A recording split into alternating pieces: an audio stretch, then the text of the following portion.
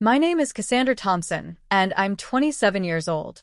I was standing in that bridal boutique mirror, adjusting my dress for the final fitting just 3 weeks before my dream wedding. That's when my mother walked in with the most devastating request of my life. "Sweetheart," she said, not even looking at my beautiful gown, "we need you to postpone your wedding for 6 months. Madison needs time to plan hers properly." My sister Madison stood behind her with this smug smile that made my blood boil. They had no idea that their selfish demand would completely backfire and cost them everything they thought they knew about power and respect.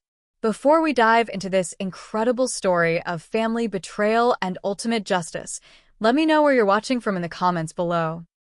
If you're ready to hear how my family's favoritism led to the most shocking revelation they never saw coming, hit that like button and subscribe for more unbelievable family drama stories. Trust me, you won't believe what happens when they discover who my husband really is. To understand how we got to that moment in the bridal shop, you need to know about my relationship with my family, especially with Madison. Growing up as the younger sister meant living in a world where everything good went to Madison first, and I got whatever was left over. Madison always received the newest clothes while I wore her hand-me-downs that never quite fit right. She got the larger bedroom with the walk-in closet while I squeezed into the smaller room that barely had space for a twin bed. When it came time for college, my parents paid for Madison's expensive private university tuition without question, while I had to earn scholarships and work 2 part-time jobs to afford community college. This pattern of favoritism wasn't subtle or accidental. It was deliberate and consistent throughout our entire childhood and into adulthood. I remember my 18th birthday party being completely canceled because Madison had just gone through a messy breakup with her boyfriend and needed emotional support from the family. My father justified it by saying that Madison was more sensitive and required more attention during difficult times. Instead of celebrating my milestone birthday, we spent the entire day consoling Madison while she cried about her failed relationship. That night, I realized that my achievements and milestones would always take a backseat to Madison's emotional needs and personal drama. The inequality became even more pronounced when we both entered the workforce. Madison failed at almost everything she attempted, dropping out of 3 different degree programs and getting fired from 5 different jobs during her probationary periods. Despite her constant failures, my parents continued to financially support her lifestyle, paying for her apartment, car payments, and even her credit card bills when she overspent on shopping and dining out. Meanwhile, I graduated summa cum laude from my marketing program, landed an excellent position at a respected advertising firm, and became completely financially independent by the age of 24. You would think that my success and stability would earn me more respect and recognition from my family, but instead it seemed to make them more protective of Madison. They treated my accomplishments as somehow taking away from Madison's potential, as if there wasn't enough success to go around in our family. When I received promotions at work, the conversations at family dinners would quickly shift to discussing Madison's latest business idea or her newest relationship.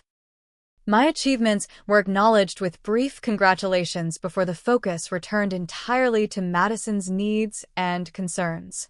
The tension reached a new level last year when I introduced my family to Daniel, my wonderful fiancé whom I had been dating for 2 years. He was kind, intelligent, hardworking, and treated me with the love and respect that I had never received from my family. Daniel worked as a prosecutor and lived modestly despite having a good education and stable career. My family was polite to him, but never showed the enthusiasm or interest that I had hoped for when bringing home the man I wanted to marry.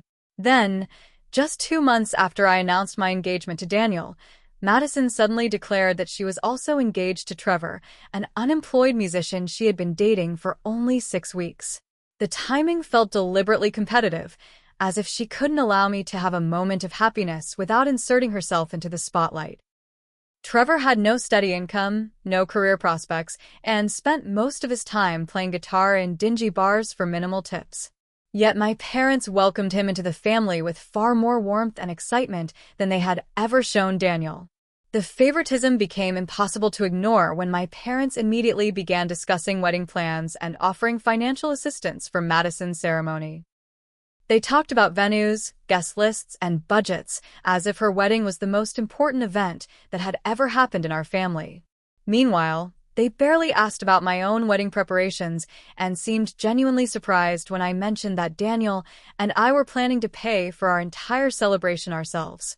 This pattern of unequal treatment had shaped my entire life, and I was finally beginning to understand that it would never change unless I forced it to change.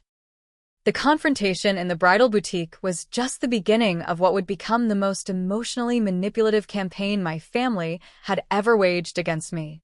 Madison immediately launched into a carefully rehearsed sob story about how she had been dreaming of having her wedding on the exact same date I had chosen, claiming that she had been planning every detail in her mind for years. She produced a notebook filled with magazine clippings and venue photos, insisting that she had been collecting wedding ideas since she was a teenager and that my chosen date held special significance for her relationship with Trevor. My mother supported Madison's claims with a kind of passionate advocacy that I had never seen her display on my behalf. She argued that Madison had already suffered through so many disappointments in her romantic life, including several painful breakups that had left her emotionally devastated. According to my mother, Madison deserved to have her dream wedding without any competition or conflict from family members.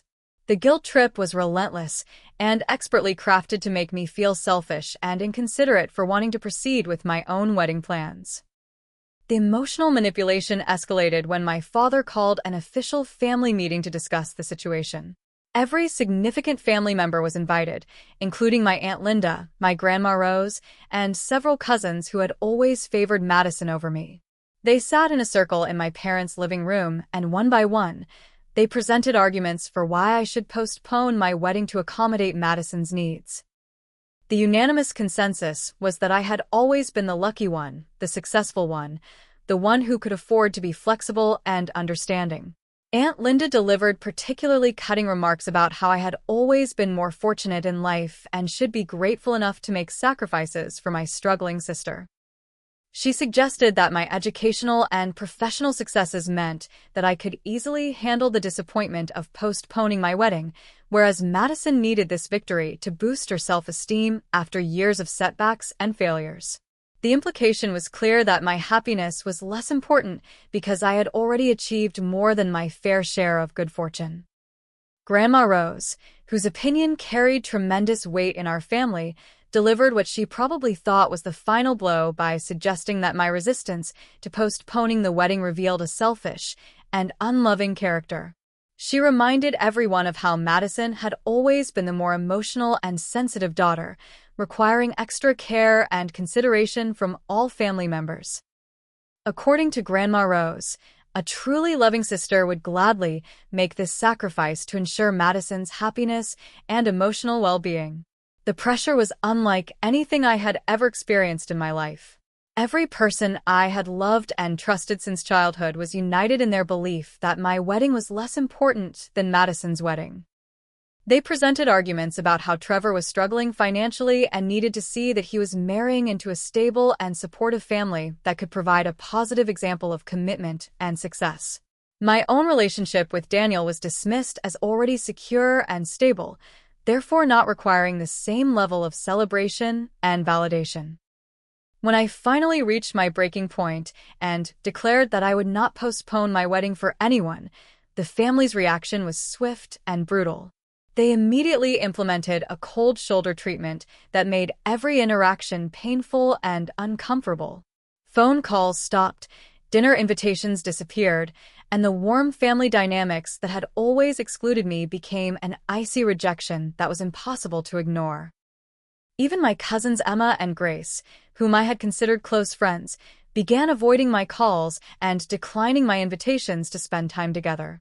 That evening, I called my best friend Jessica and completely broke down while describing the family meeting and its aftermath. Jessica listened with growing outrage as I detailed the emotional manipulation tactics and the unanimous family decision that my happiness was expendable. She helped me recognize that this wasn't normal family conflict, but rather a systematic pattern of emotional abuse that had been escalating throughout my entire life. Her support gave me the strength to call Daniel and explain what had happened, though I was terrified that he might suggest postponing the wedding to keep peace with my family. Daniel's response was everything I could have hoped for, and more. He listened carefully to every detail, without interrupting or offering quick solutions. When I finished explaining the situation, he simply said that we would figure this out together and that nothing would prevent us from getting married on our chosen date. His calm confidence in the face of my family crisis made me realize how different his love was from the conditional affection I had always received from my relatives. Unlike my family, Daniel valued my happiness as much as his own and refused to sacrifice our relationship for anyone else's convenience. What started as emotional manipulation quickly escalated into active sabotage when Madison began systematically targeting every vendor and service provider involved in my wedding preparations. She discovered the names of our caterer, photographer, florist, and venue coordinator through conversations with my mother, who had access to all my planning details. Then Madison began contacting these businesses with competing offers and conflicting information designed to create chaos and confusion around my wedding arrangements. The first sign of trouble came when our caterer called with genuine confusion about having received booking requests for 2 different Thompson family weddings on the exact same date. Madison had contacted them claiming to be planning her own wedding and had offered to pay significantly higher prices for premium menu options and extended service hours.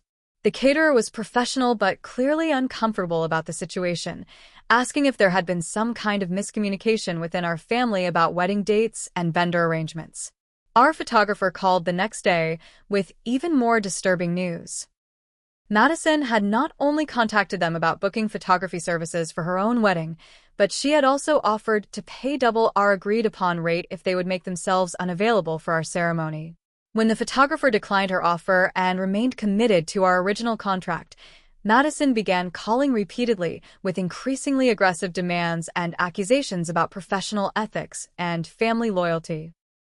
The venue situation became the most complicated and stressful aspect of Madison's sabotage campaign. Our wedding coordinator received a call from Madison claiming that there had been a family emergency requiring immediate changes to our booking arrangements.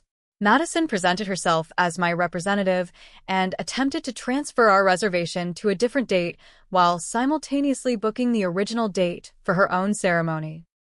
When the coordinator insisted on speaking directly with me before making any changes, Madison became hostile and threatened to report the business for discriminatory practices.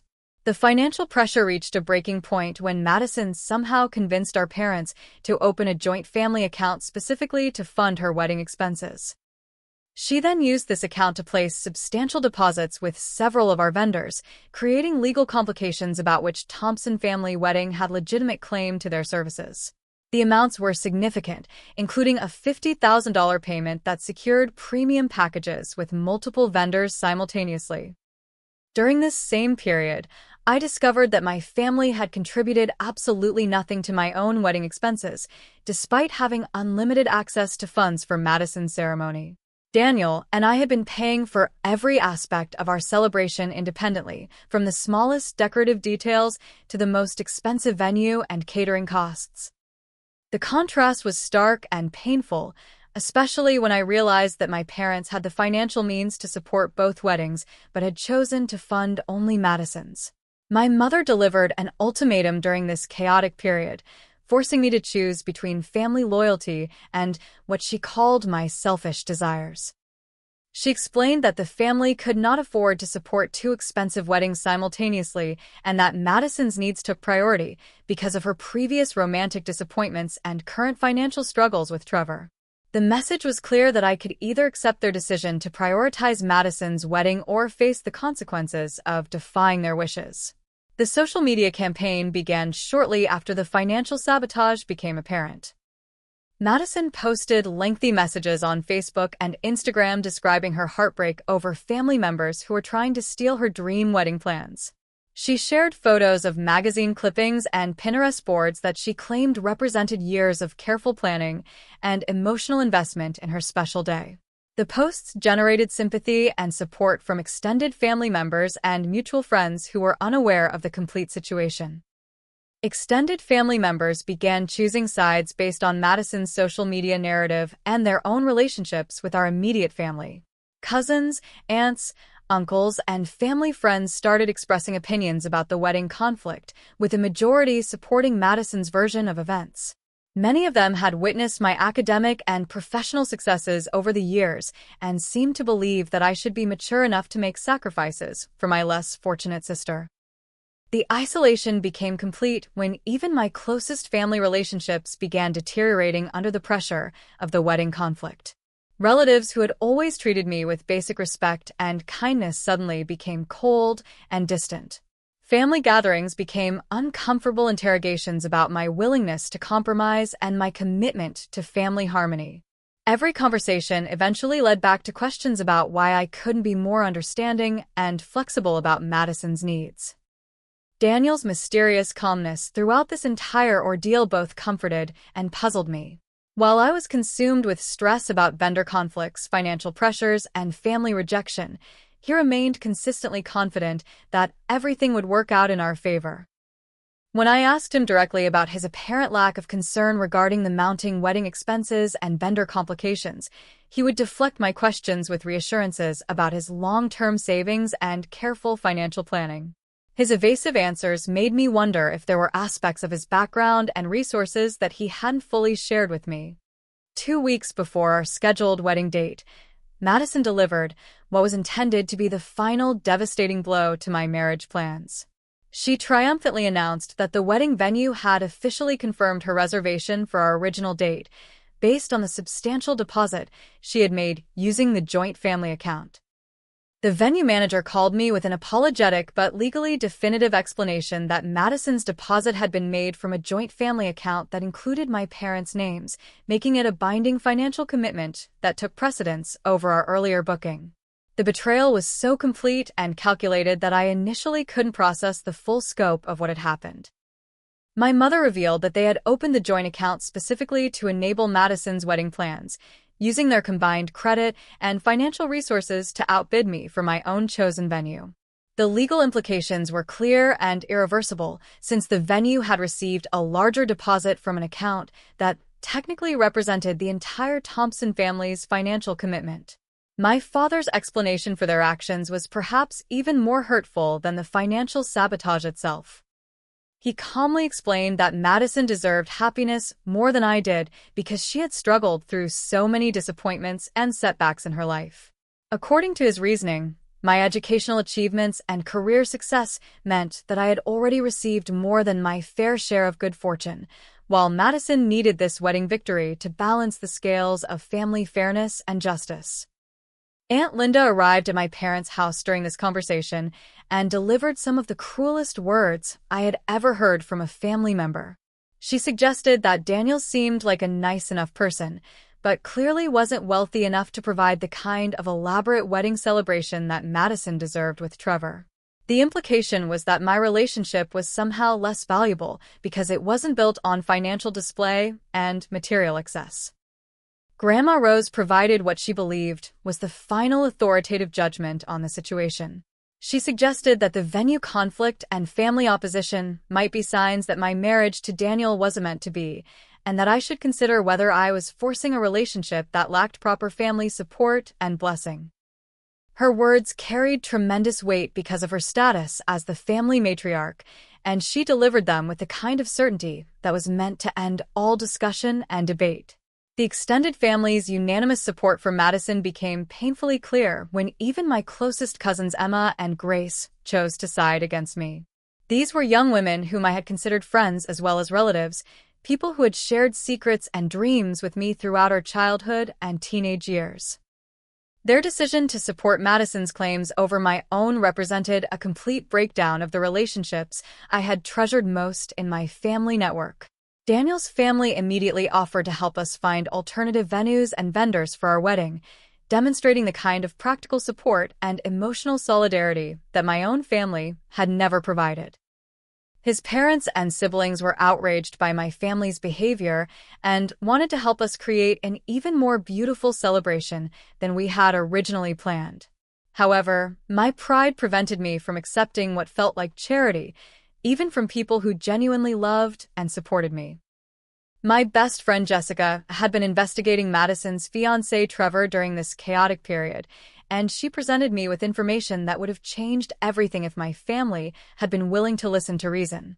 She had discovered that Trevor was already married to another woman in a different state and had 2 children that he had never mentioned to Madison or our family. The evidence was documented and verifiable, including marriage certificates and birth records that proved Trevor's deception. When I attempted to share this information with Madison privately, hoping to protect her from making a terrible mistake, she accused me of fabricating lies to sabotage her happiness. Her reaction was so hostile and defensive that it became clear she would rather proceed with a fraudulent marriage than admit that I had been trying to help her. She immediately reported our conversation to my parents, who accepted her version of events without investigating the evidence that Jessica had provided. The family's decision to believe Madison's accusations over documented proof of Trevor's deception represented the absolute nadir of our relationship. They had chosen to support a known lie rather than acknowledge that I might have been acting out of genuine concern for Madison's welfare.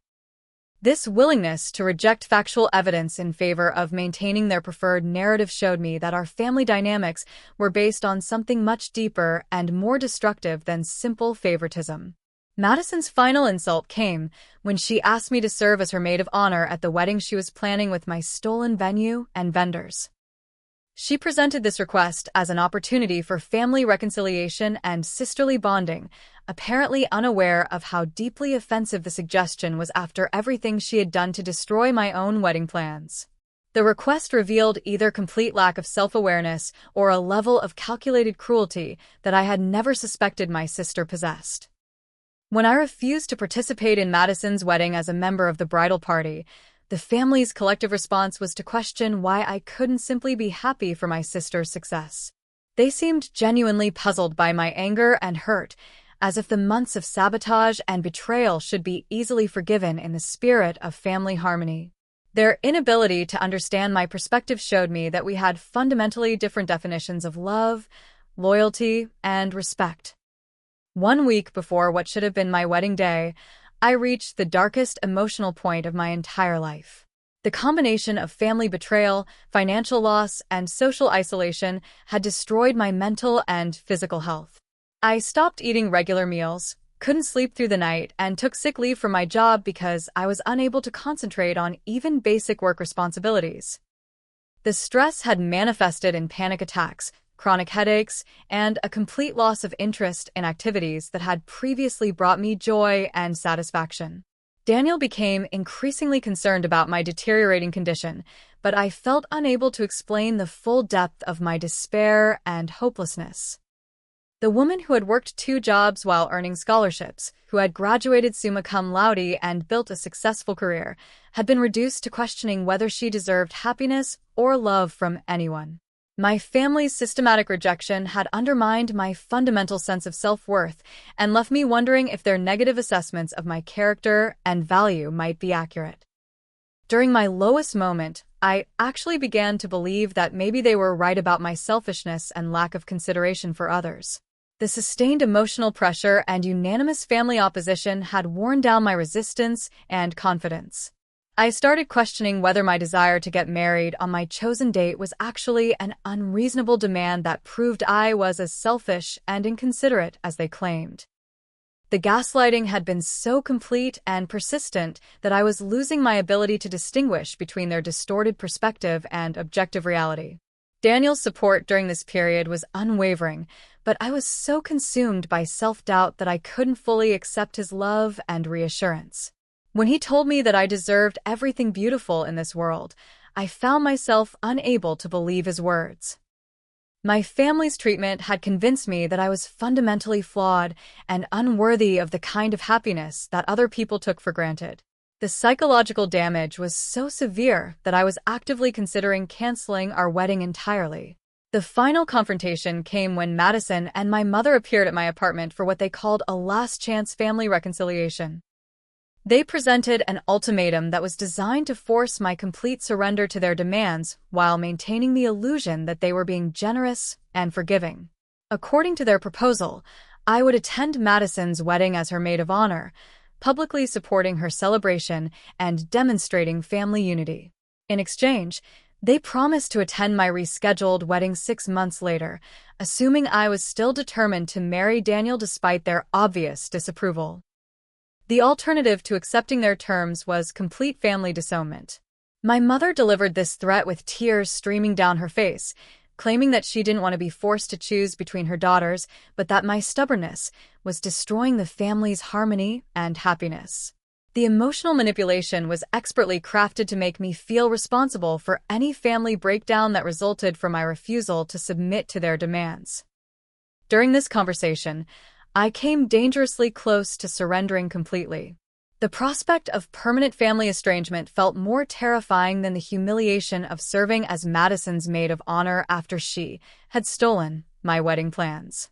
I was so emotionally depleted that the path of least resistance seemed to accept their terms and hope that compliance might eventually restore some version of family relationships, even if those relationships would always be based on my subordinate status. Daniel's behavior during this family confrontation was curious and somewhat mysterious. He stepped out of the apartment to take a phone call, speaking quietly with someone whose identity he didn't reveal.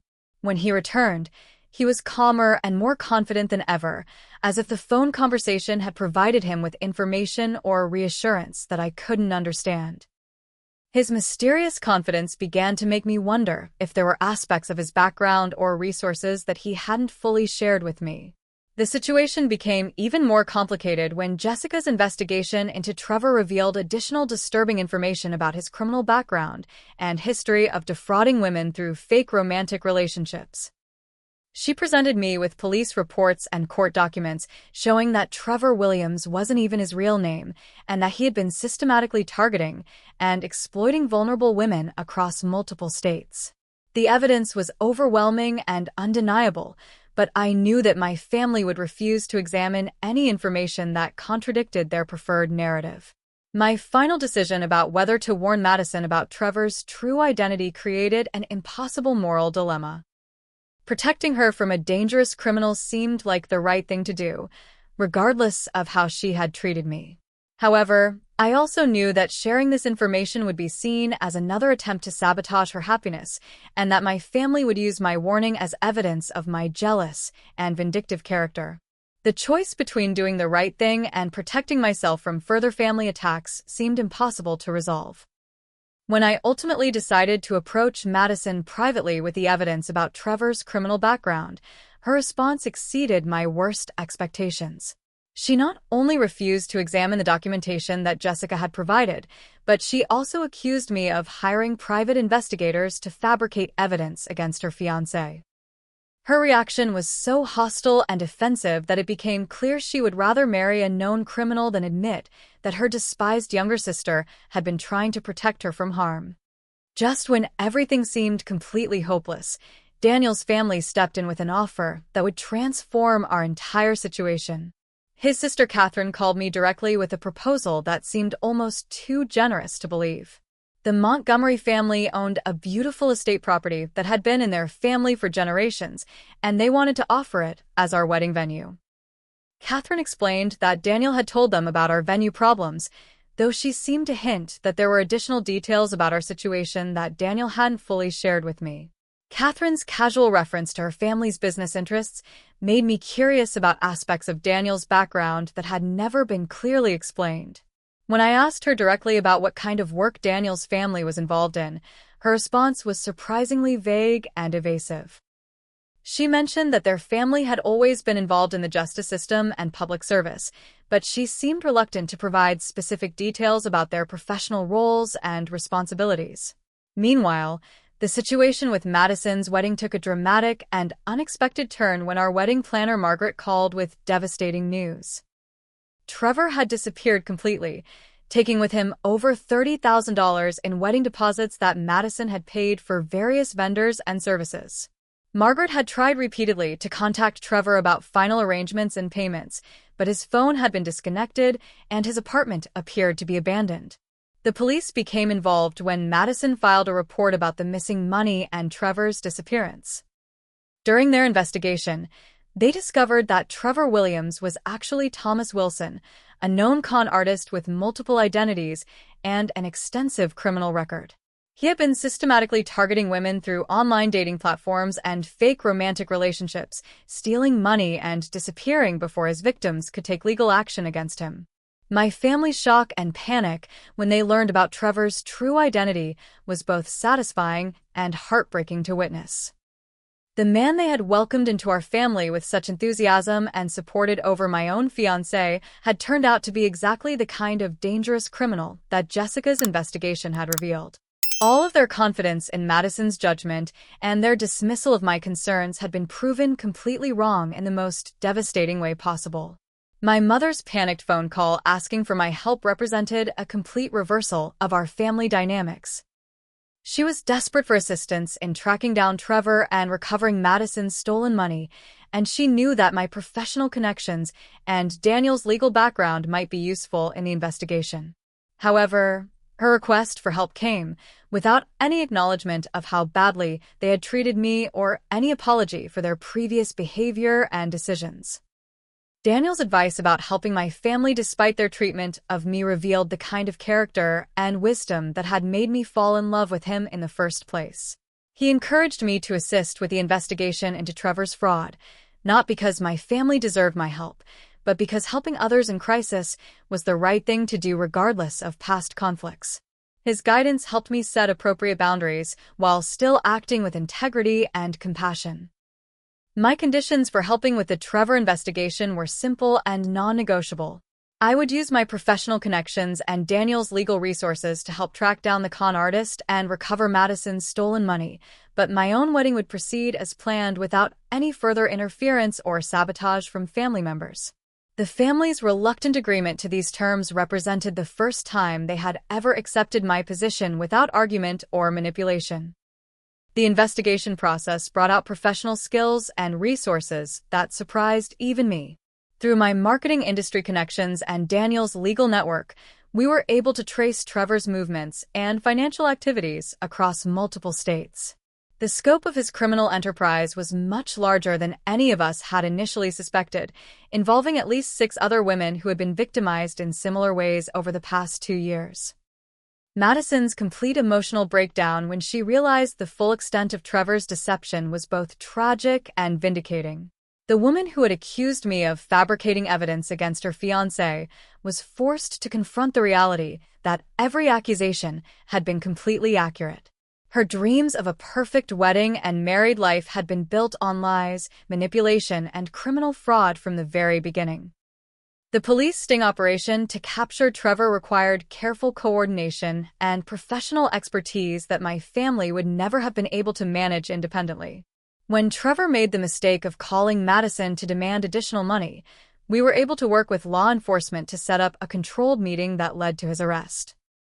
My role in coordinating this operation forced my family to recognize that my professional capabilities and connections were more valuable than they had ever acknowledged. Trevor's arrest and the subsequent media coverage of his con artist activities created unexpected attention around our family's situation. Local news outlets picked up the story about how the victim's family had successfully tracked down and captured a multi-state criminal through professional investigative work. The reporter covering the case became particularly interested in understanding how Madison's family had been able to coordinate such an effective law enforcement operation. When the reporter asked about my fiancé's role in the investigation, I mentioned that Daniel had good connections in the legal community, but remained vague about the specific nature of his work and background. Daniel intervened quickly to end the interview, stating that we would have no further comments about the case or our involvement in Trevor's capture. His immediate concern about media attention seemed disproportionate to the situation, making me wonder why he was so concerned about publicity. My family's curiosity about Daniel's unusual influence with police and legal authorities began to grow as they witnessed his professional capabilities firsthand.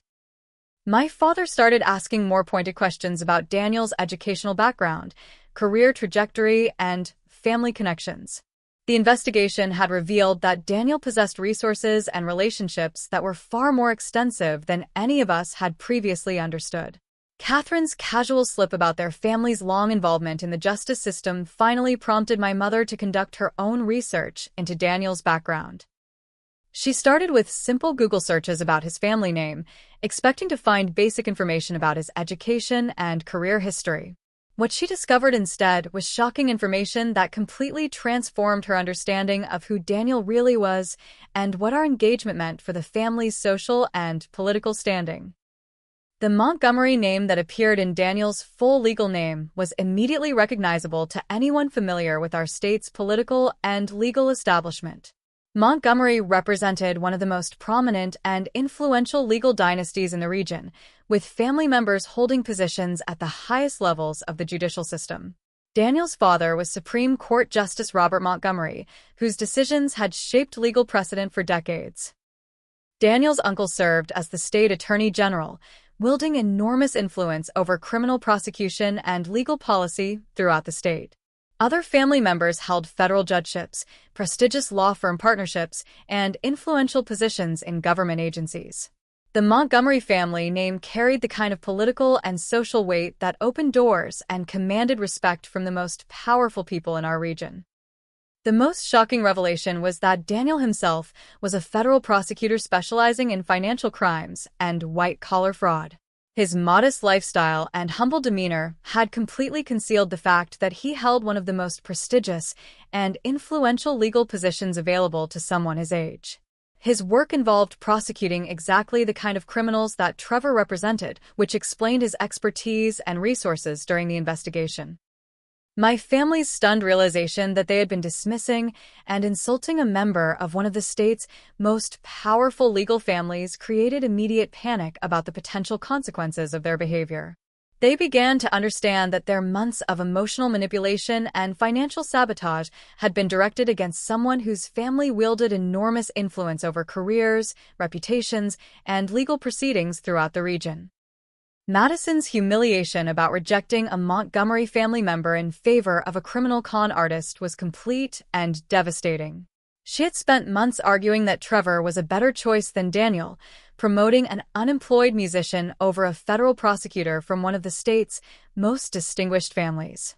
The contrast between her actual choice and the opportunity she had dismissed couldn't have been more stark or embarrassing.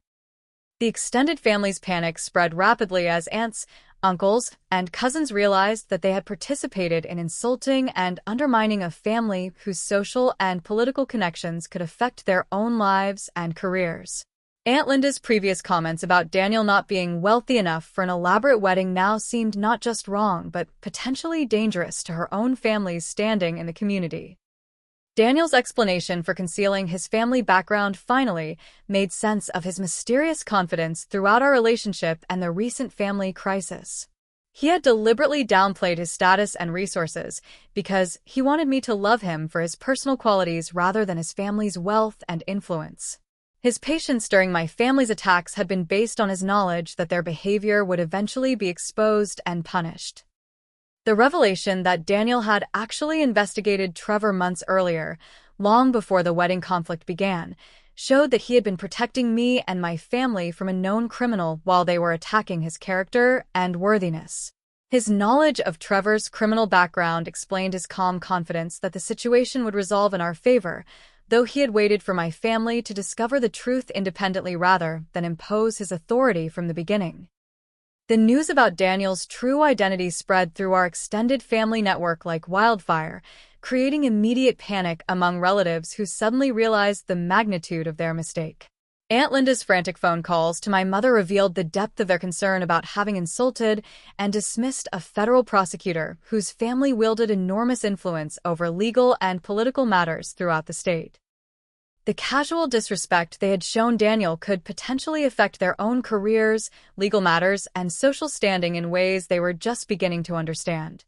Grandma Rose's health scare when she learned about Daniel's identity demonstrated how seriously the older generation understood the implications of their behavior. Her blood pressure spike required medical attention, and her doctor attributed the episode directly to stress and anxiety about family conflicts. The woman who had suggested that my marriage wasn't meant to be was now facing the reality that she had opposed a union that represented one of the most advantageous family connections possible. The flood of apology cards, flower arrangements, and expensive gifts that began arriving at my apartment was both overwhelming and deeply unsatisfying. Every family member who had supported Madison's sabotage campaign was now desperately trying to repair relationships and demonstrate their respect for Daniel's family status. However, their sudden change in behavior only highlighted how conditional and self-serving their affection had always been. My father's humiliating phone call attempting to apologize for the family's treatment revealed his complete misunderstanding of what had actually hurt me. He focused entirely on their failure to recognize Daniel's prestigious background, as if their mistake had been not knowing who he was rather than treating me with disrespect and cruelty. His inability to acknowledge the fundamental problems with their favoritism and emotional manipulation showed that he still didn't understand the real issues underlying our family conflict. My cold response to his apology attempt was calculated to make clear that the problem wasn't their ignorance about Daniel's status, but rather their willingness to disrespect me regardless of who I chose to marry. I asked him whether they thought I deserved respect only if my husband was wealthy and powerful, or whether they should have treated me with dignity based on my own worth as a family member. His inability to answer that question honestly revealed that their values and priorities remained fundamentally unchanged. My mother's complete breakdown when she realized the full scope of their mistake was both tragic and infuriating to witness. She kept repeating that they had ruined everything through their pride and favoritism, but her focus remained on the social and political consequences rather than the emotional damage they had inflicted. Her regret seemed centered on missing an opportunity for family advancement rather than recognizing the pain they had caused through years of unequal treatment. Madison's desperate attempts to reconcile with me represented the most dramatic reversal of our entire relationship. The sister who had spent months sabotaging my wedding and stealing my vendors was now begging for forgiveness and claiming that she had always known I deserved better treatment. Her complete change in attitude was so sudden and self-serving that it actually made her previous behavior seem even more calculated and deliberately cruel. Daniel's family's reaction to learning about the full extent of my family's treatment was swift and decisive. Justice Montgomery requested a personal meeting with me, expressing genuine outrage that his future daughter-in-law had been subjected to such systematic emotional abuse and financial sabotage. The Montgomery family's protective response to my situation was unlike anything I had ever experienced, providing the kind of unconditional support and advocacy that I had never received from my own relatives. The intimidation factor created by the Montgomery family's awareness of the situation was immediate and overwhelming.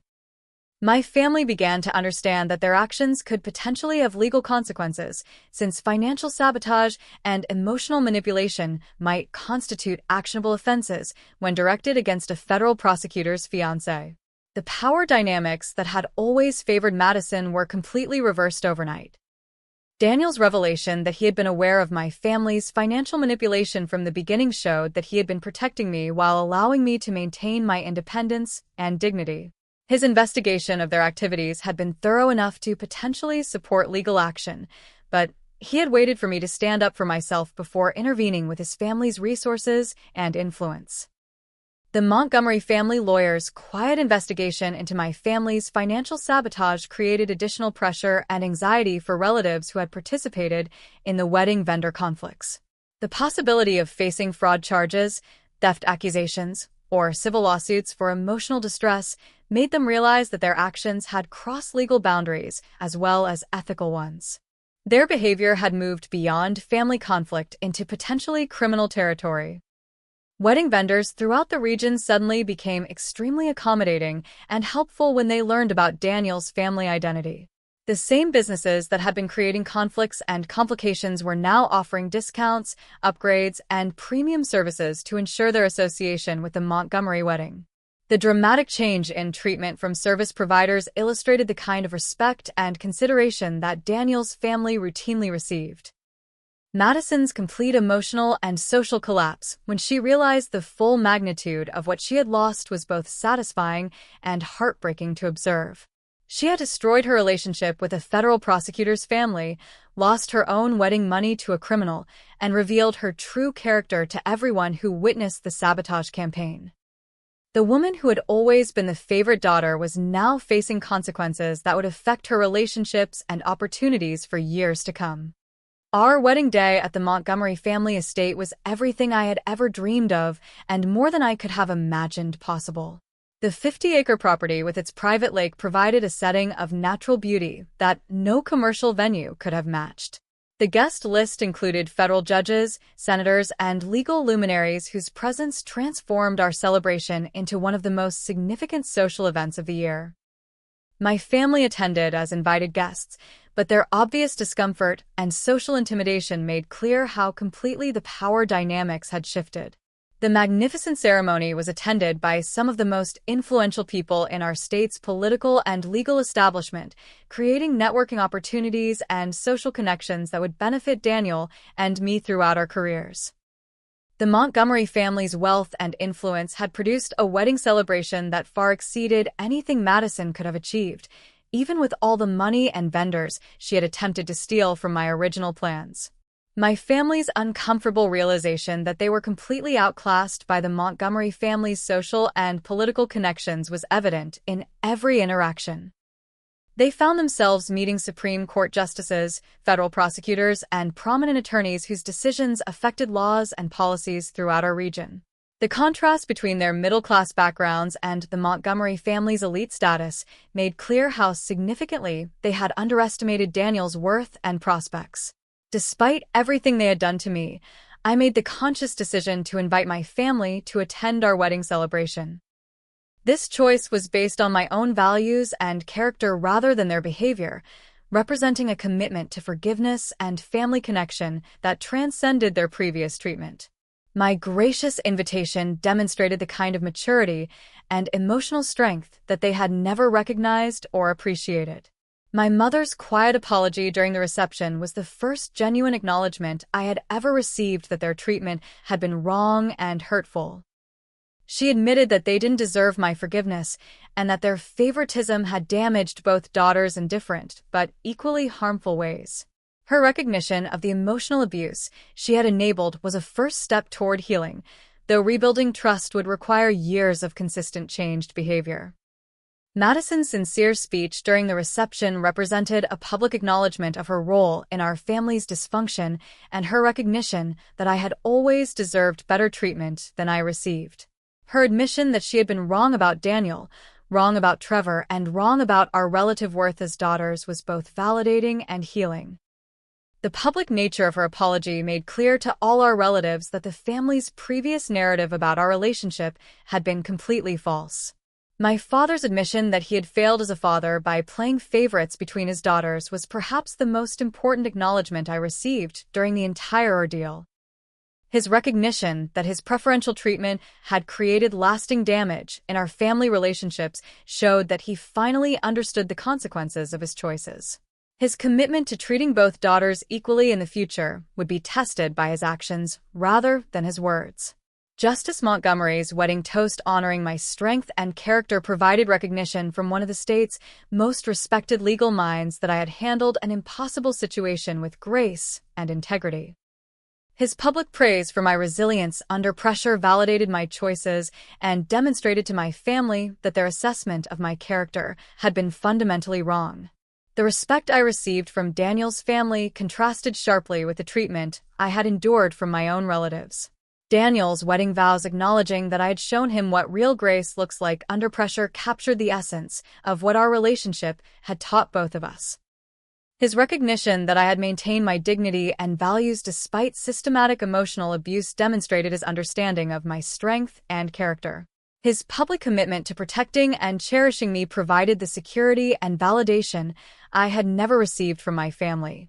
The establishment of the Montgomery Foundation Scholarship Fund in my name was an unexpected honor that would help other young women achieve independence despite family obstacles and discrimination.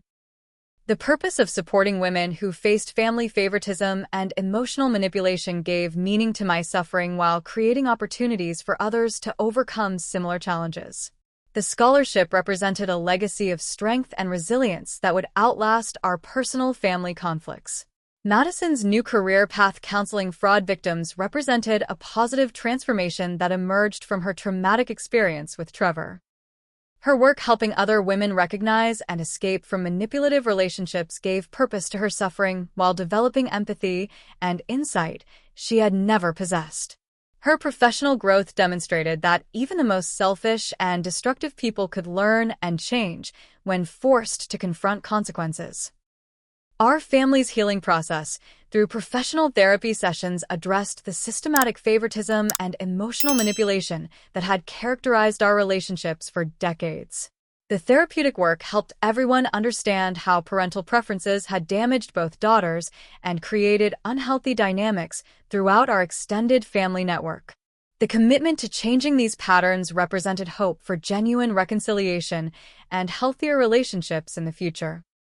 6 months later, Madison began developing her first truly healthy romantic relationship with an accountability counselor she met through her fraud victim support work. Her choice of a partner based on shared values and emotional maturity rather than excitement and manipulation showed that she had learned important lessons from her experience with Trevor.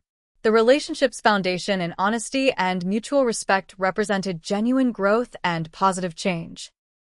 The monthly family dinner tradition we established created opportunities for practicing new relationship dynamics based on equal respect and consideration for both daughters. These gatherings provided safe spaces for addressing past hurts while building healthier communication patterns and conflict resolution skills. The tradition demonstrated our family's commitment to healing and growth rather than simply returning to previous dysfunction. My reflection on this entire experience revealed that sometimes losing everything helps you discover your true worth and strength.